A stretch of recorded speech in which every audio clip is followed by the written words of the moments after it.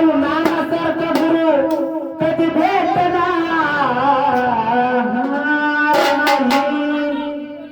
की नाव तुझं घेऊन पडलं कोरडे त्याला येडमा